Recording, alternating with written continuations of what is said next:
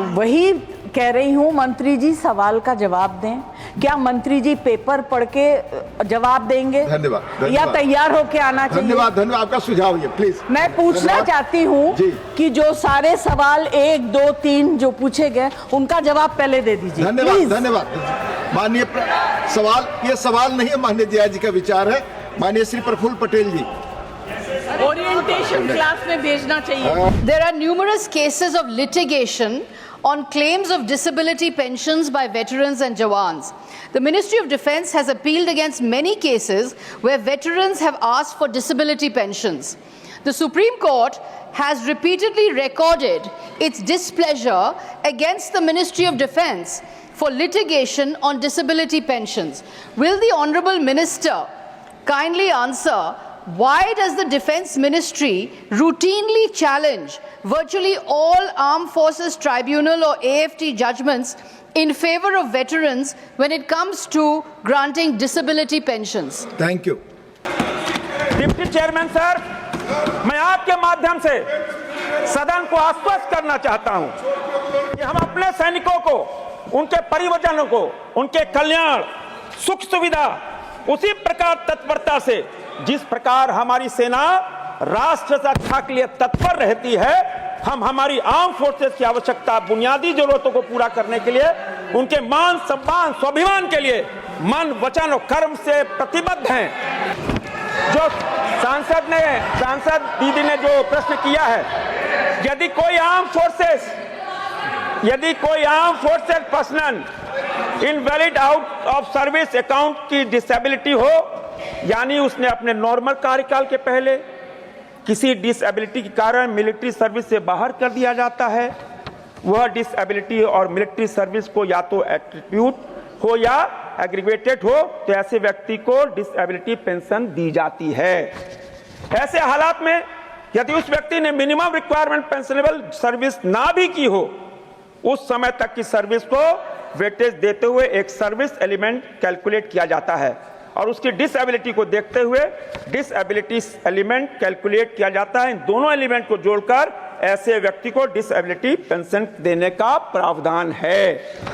एक दूसरी श्रेणी में भी जिसमें डिसेबिलिटी एलिमेंट दिया जाता है, यदि कोई आर्म फोर्सेस पर्सनल अपना नॉर्मल कार्यकाल पूरा करके सेवानिवृत्त हो जाता है, रिटायर हो जाता है, तो डिसेबिलिटी या इम्पेयरमेंट जो 20% उससे अधिक है, या मिलिट्री सर्विस को एट्रीब्यूट या उससे एग्रेवेटेड हो, तो ऐसे व्यक्ति को सर्विस पेंशन के साथ साथ डिसेबिलिटी एलिमेंट या इम्पेयरमेंट रिलीफ भी दिया जाता है, क्योंकि इन व्यक्तियों ने अपना नॉर्मल सर्विस कार्यकाल पूरा कर लिया है, इसलिए उन्हें नॉर्मल सर्विस पेंशन दी जाती है।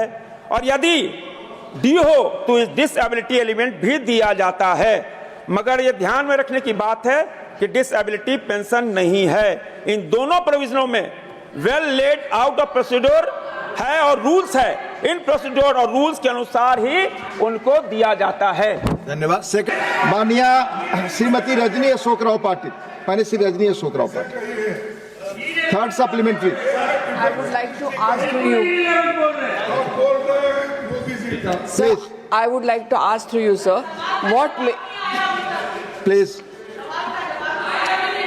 no. Sir, आप बोलें, आप I would like to ask to you, to the Honorable Minister, what measures are in place to address anomalies or grievances arising from the implementation of OROP, one rank, one pension scheme? Thank you Rajni ji. माननीय मंत्री जी। देखिए, मैं आपके माध्यम से उपसभापति महोदय, मैं ये जानकारी देना चाहता हूं, ये प्रमुख जानकारी है, सदन को जानकारी होनी चाहिए।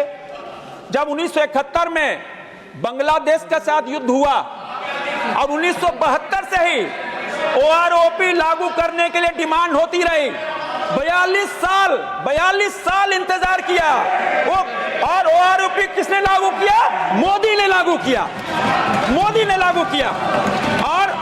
और मैं कह सकता हूं, one rank one pension OROP scheme का उद्देश्य वर्तमान और पूर्व पेंशनर के बीच पेंशन रेट्स के अंतर को समय समय पर दूर करता है। 7/11/2015 के गवर्नमेंट ऑर्डर के मुख्य विशेषता ये है।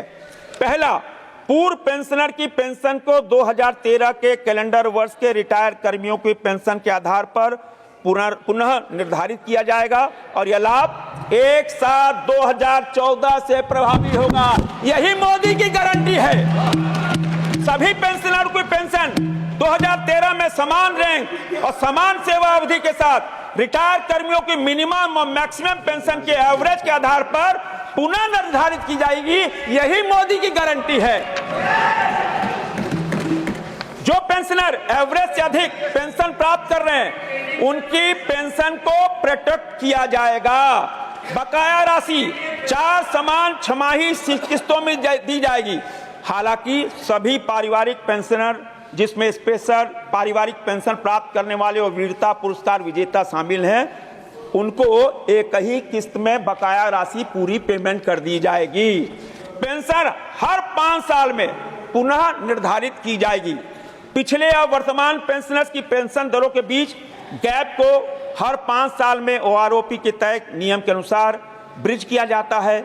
OROP 1 लागू होने के बाद पुराने और नए रिटायर्ड सैनिकों के पेंशन का अंतर काफी कम हुआ।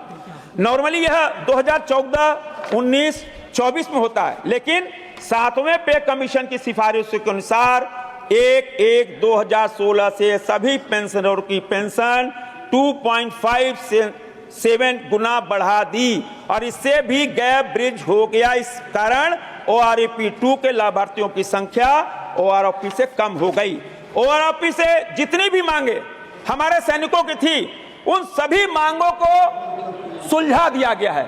हमारे आदरणीय रक्षा मंत्री राजनाथ सिंह जी बैठे हैं, उनके नेतृत्व में हम कमिटेड हैं। जैसा कि आपको ज्ञात होगा कि 5 साल में इसे रिवाइज किया जाता है। अब तक 1,24,000 लिख लीजिए 1,24,000 करोड़ रुपया दिया। 1,24,000 करोड़ रुपया। धन्यवाद। माननीय श्रीमती जया बच्चन जी प्लीज। जानना चाहती हूँ। नहीं, आप क्वेश्चन पूछ रहे हैं तो माननीय मंत्री बताएंगे उसका उत्तर। सर वही कह रही हूँ, मंत्री जी सवाल का जवाब दें। क्या मंत्री जी पेपर पढ़ के जवाब देंगे? धन्यवाद, या तैयार होके आना चाहिए? धन्यवाद। आपका सुझाव ये प्लीज। मैं पूछना चाहती हूँ कि जो सारे सवाल 1, 2, 3 जो पूछे गए उनका जवाब पहले दे दीजिए। धन्यवाद। माननीय सवाल, ये सवाल नहीं है, माननीय जया जी का विचार है। माननीय श्री प्रफुल्ल पटेल जी। ओरिएंटेशन क्लास में भेजना चाहिए। माननीय श्री शंभू सरल पटेल।